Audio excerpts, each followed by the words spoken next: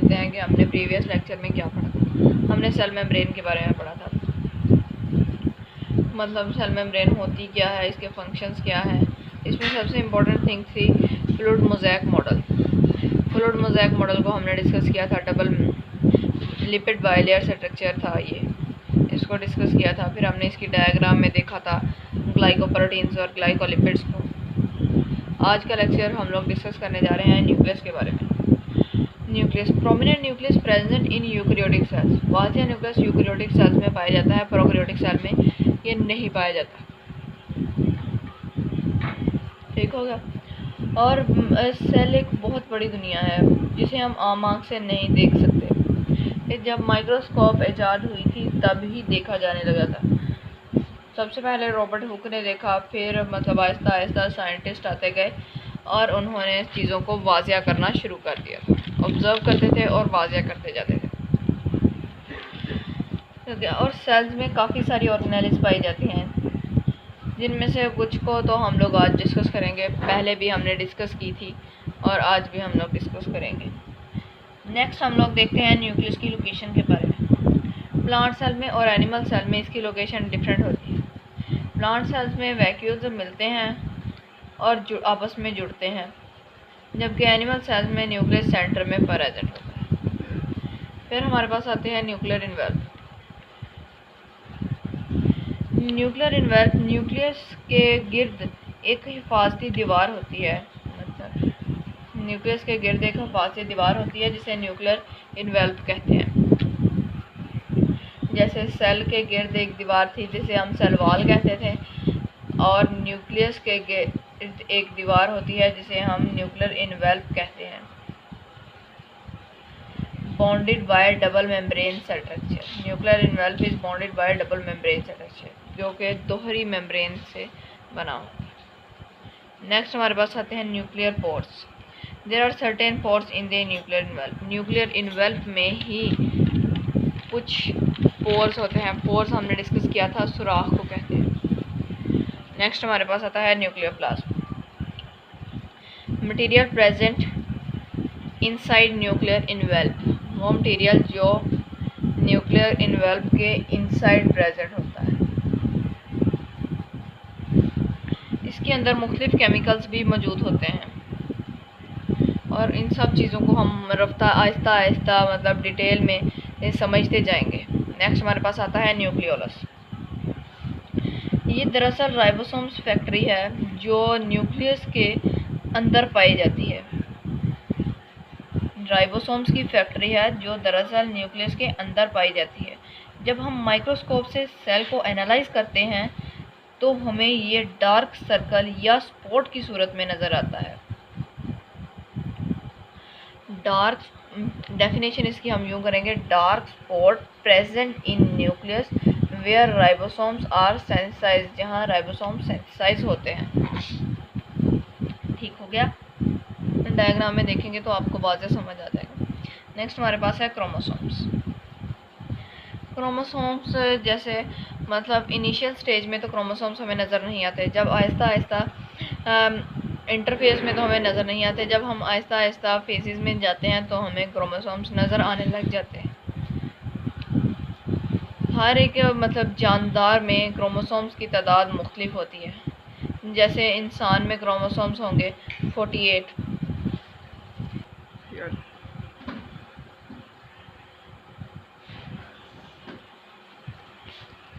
जैसे कि हमारे पास ह्यूमन कंटेन 46 क्रोमोसोम्स होते हैं। ये 23 पेयर होता है, पेयर्स में होते हैं, और 46 वैसे अगर पेयर करें तो 23, वैसे 46। ठीक है। नेक्स्ट हम न्यूक्लियस का स्ट्रक्चर देखते हैं। न्यूक्लियस के स्ट्रक्चर में क्या, ये मतलब ये सेल का विरासती मादा है या विरासत की सूरत में करैक्टरिस्टिक डीएनए और प्रोटीन पर मुश्तमिल होते हैं। Chromosomes, DNA plus proteins. बाकी जानदारों में भी क्रोमोसोम्स होते हैं, लेकिन मैंने इधर ह्यूमन को डिस्कस किया है। ह्यूमन में सिर्फ जस्ट एग्जाम्पल के तौर पर 23 पेयर्स होते हैं और 46 क्रोमोसोम्स होते हैं। ये क्रोमोसोम एक विरासती मादा है जो मतलब करेक्टरिस्टिक्स को ट्रांसफ़र करता है पेरेंट्स से बच्चों में, और ये यूकैरियोटिक सेल्स में नहीं होते, प्रोकैरियोटिक सेल में, यूकैरियोटिक सेल में होते हैं, प्रोकैरियोटिक सेल में न्यूक्लियस नहीं होता। और ये क्रोमोसोम्स जो हैं ये विजिबल तब होते हैं जब भी ये डिवाइड होते हैं। नेक्स्ट हम लोग इसका स्ट्रक्चर देख लेते हैं न्यूक्लियस का। ये दीवार न्यूक्लियर इन्वेल्व कहलाएगी, bonded by double membrane structure, nuclear envelope. फिर ये हमने एक स्ट्रक्चर ड्रा किया और ये न्यूक्लियोलस है जिसमें ये डार्क स्पॉट्स हमें नज़र आ रहे हैं, ये इधर ये डार्क स्पॉट्स हैं, और ये हमारे पास क्रोमोसोम्स हैं जब विजिबल होंगे, ये पेयर की शक्ल में हैं, और जब ये विजिबल होंगे तब हमें नज़र आएंगे क्रोमोसोम्स। नेक्स्ट हम लोग डिस्कस करते हैं राइबोसोम्स को। टीनी ग्रैन्युलर स्ट्रक्चर है राइबोसोम्स, सब यूनिट्स पर मुश्तमिल होता है। ये फ्री फ्लोटिंग होते हैं, इनमें राइबोसोमल आरएनए होता है, प्रोटीन्स से मिलकर बने होते हैं, और इनमें रफ एंडोप्लाज्मिक रेटिकुलम में होते हैं। का लार्जर सब यूनिट होता है और एक इसका स्मॉलर सब यूनिट। ये होगा स्मॉलर और ये होगा लार्जर सब यूनिट। लार्जर सब यूनिट और स्मॉलर सब यूनिट।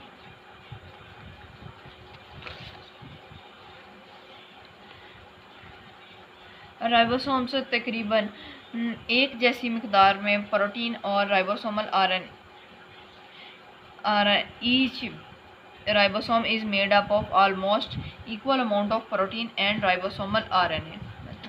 राइबोसोमल आरएनए इसको ऐसे लिखा जाता है, ये स्मॉल आर राइबोसोमल को करता है आइडेंटिफाई, ऐसे भी इसको लिखा जा सकता है। ये प्रोटीन सिंथेसिस में अहम किरदार अदा करते हैं और सेल के लिए बहुत ही इम्पोर्टेंट होते हैं। सो आज का लेक्चर हमारा यहीं पर कंप्लीट होता है। आज हमने न्यूक्लियस के बारे में डिस्कस किया और राइबोसोम्स के बारे में डिस्कस किया। राइबोसोम्स में दो यूनिट होते हैं, एक लार्जर सब यूनिट होता है और एक स्मॉलर सब यूनिट होता है। राइबोसोम्स प्रोकैरियोट्स में भी पाए जाते हैं,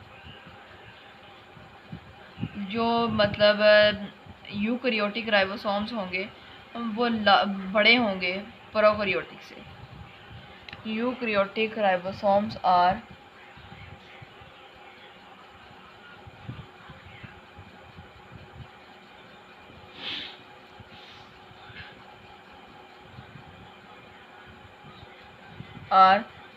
slightly larger